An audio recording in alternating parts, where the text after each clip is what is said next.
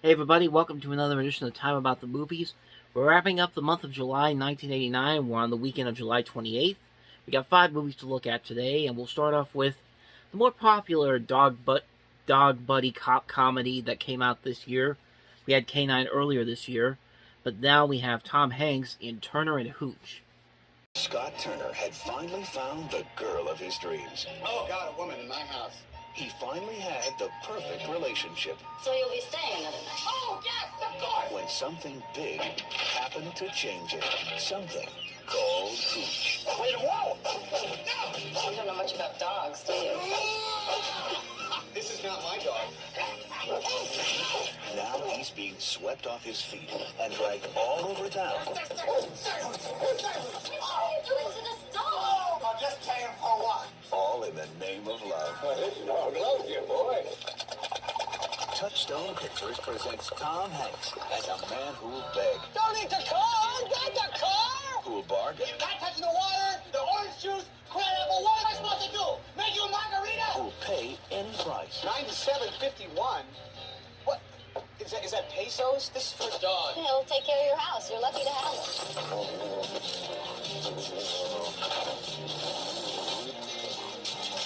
No. What have you done? A man who'll do anything humanly possible to get the dog out of his bed Oh, that's it. I'm getting my gun. and the girl back in his life. I don't have room for a dog like Hooch. Not many people do. Oh, no! You're into my house. Turner and Hooch. Turner and Hooch, of course, comes a year after Tom Hanks broke out big time with the movie Big.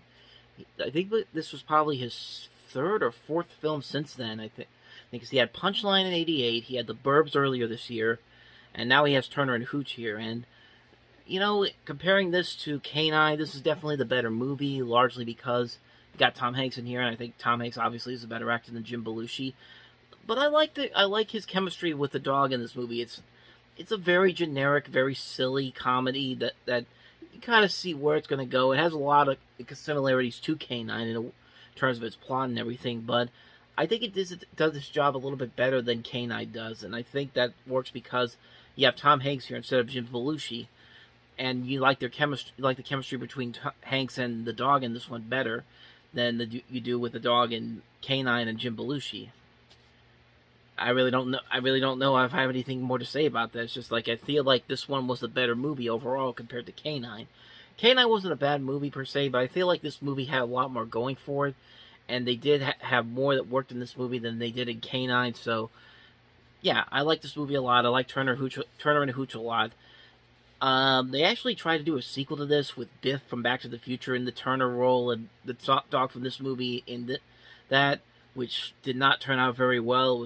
It was like an NBC TV pilot, and then you never heard of it again. And after that, but they did do the recent show on Disney Plus, with Josh Peck, and I gotta admit, it was actually pretty fun. It was a pretty fun show.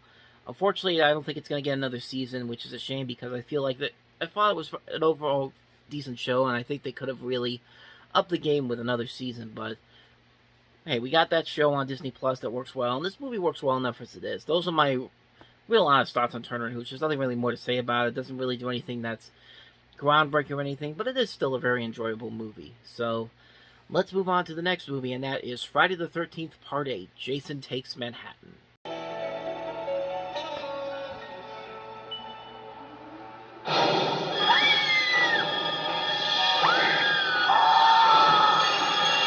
Friday the 13th, Part 8. Jason Takes Manhattan. Now, New York has a new problem. Yeah, I had to trim some of that trailer down because really, most of that trailer for Friday the 13th Part 8 is just basically the back of Jason looking at New York City. I mean, it was literally a minute of just that. So I cut it off at near the tail end, just showed you the little bit there at the end. And honestly, that's pretty much the best way to describe the movie itself, because we don't really get to New York until the final third act of the movie. And even then, when Jason ends up in Manhattan, he really doesn't do a whole lot in this movie. That's not only is the title very misleading because most of the movie is spent far away from Manhattan until the third act, nothing really happens when we actually get to New York. It's really a major letdown of a movie, and this is from a series that pretty much recycles the same thing over and over again. But at least with the Friday the 13th movies before this, they were a little more clever in the way they killed people. I mean, yeah, they were pretty much the same stock characters, but at the same time, you still got more variety to the kills in this movie. And this one is just like they're on a boat for most of the movie, and then they get to New York, and New York and they don't really do anything in New York. It really is just like Jason's in New York. That's our movie. Bye. No kill. It's hardly any kills. There's nothing really all that exciting in this. And, yeah, this movie killed Friday the 13th for a little bit. Like, this was the last movie they had made, because there was a point where between 80 and 89, there was like 8 different Friday the 13th movies, and most of them were coming out one every year, because they kept making money for the studio, even though Paramount didn't want to make any more. So I feel like this movie probably they made this probably to just stop the series completely, because they were so done with this series.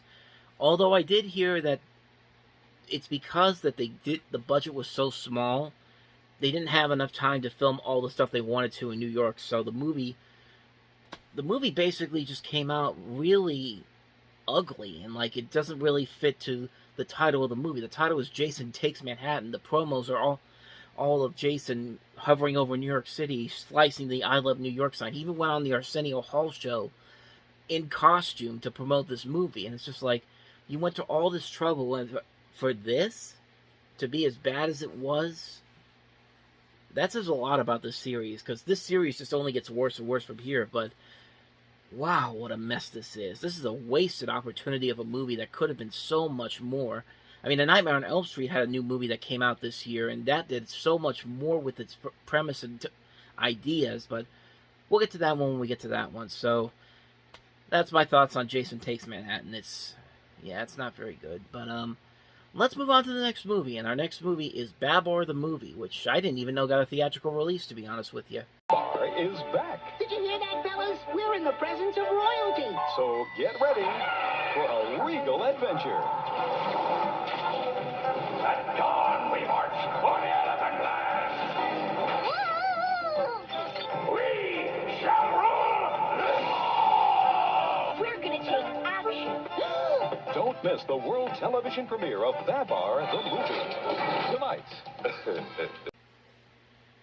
Yeah, like, this is a movie I remember watching a lot when I was a little kid. We used to have the tape around my house all the time, and I used to watch it every once in a while, and yeah, I had no idea this was actually a theatrical release. I used to, like I said, I used to watch it on video, used to watch it on the Disney Channel when it was on every once in a while. This movie does hold a special place in my heart, because I remember watching this a lot when I was a little kid, and yeah, it's still kind of it still looks kind of like the same kind of fun that I remember having with it when I was a little kid. I haven't watched it in a long time, but it definitely looks like the budget on this was much higher than the TV series was, and it looks like it's because I do like the idea that they're setting this is basically a prequel to the TV series that was going on at the time, even though this serves as the season finale of the series at the time, and yeah, it still looks like a nicely animated movie that still kind of holds up. I want to get a chance to watch it again at some point. I need to find like a good copy of it on DVD.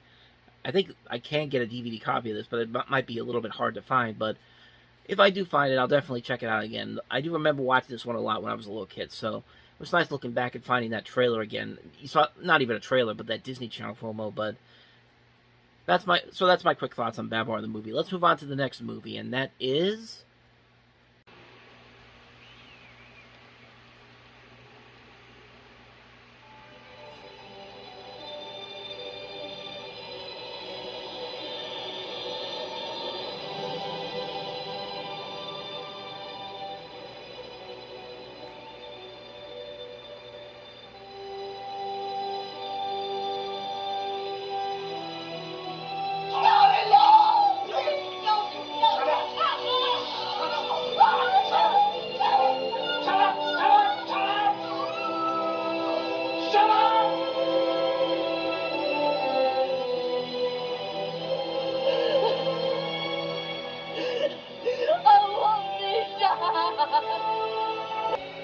There's no place for you here. Fake.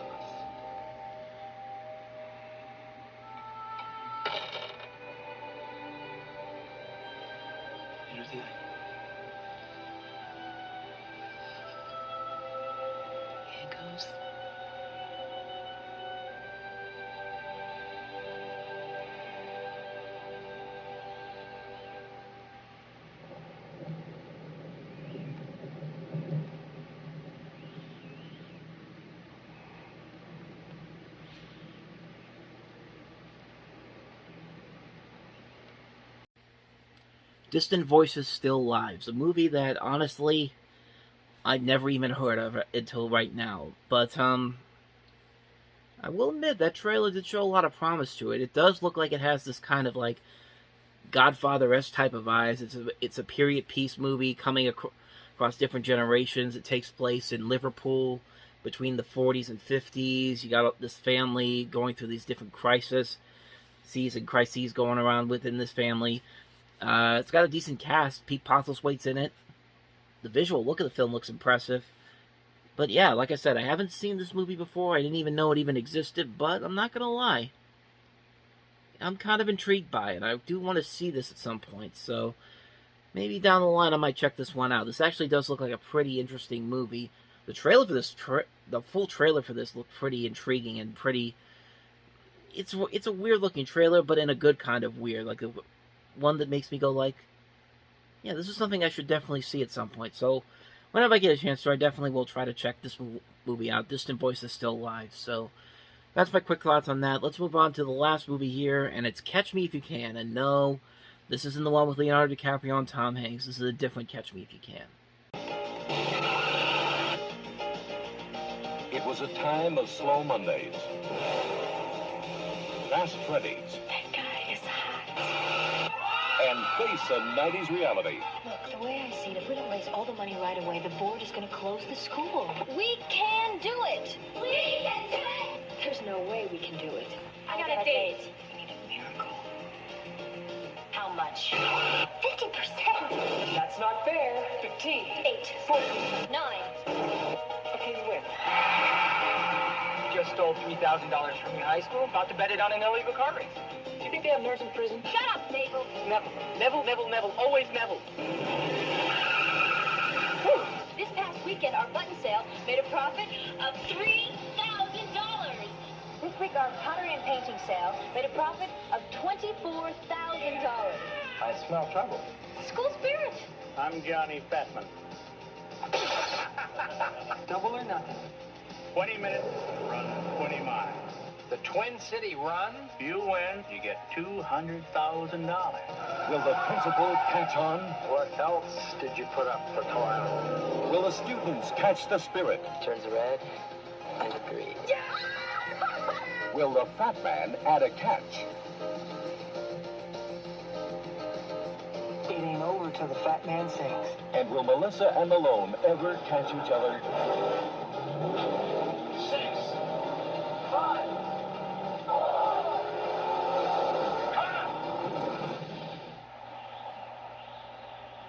Catch Me If You Can. This Catch Me If You Can is set around these high school students and this crazy adventure, illegal. It looks like it's mostly illegal car racing, but there are some intriguing elements here about this movie, even though I've never seen it before. Stephen Sommers, who would later go on to direct The Mummy and The Mummy Returns, this was his first directorial outing. One of the stars in this movie is Grant Heslov, and Grant Heslov, if you know, is one of the main producers behind George Clooney's production company. M. Emmett Walsh is in this movie. He's been in a ton of movies. But, other than that, this looks like a pretty standard car racing flick.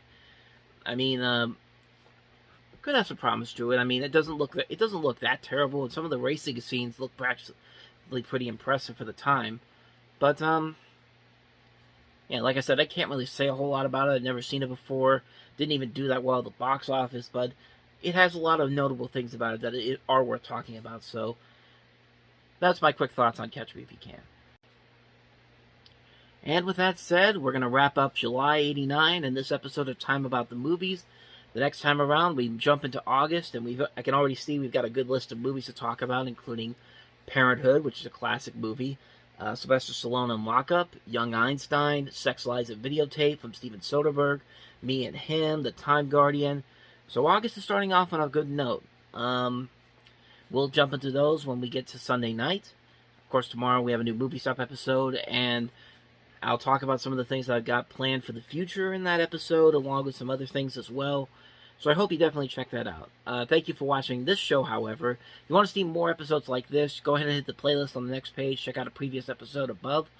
And I'll see you guys on Sunday for the new Time About the Movies. And I'll see you guys tomorrow for the new Movie Stop episode. So thank you for watching. I'll see you then. And until then, Take care.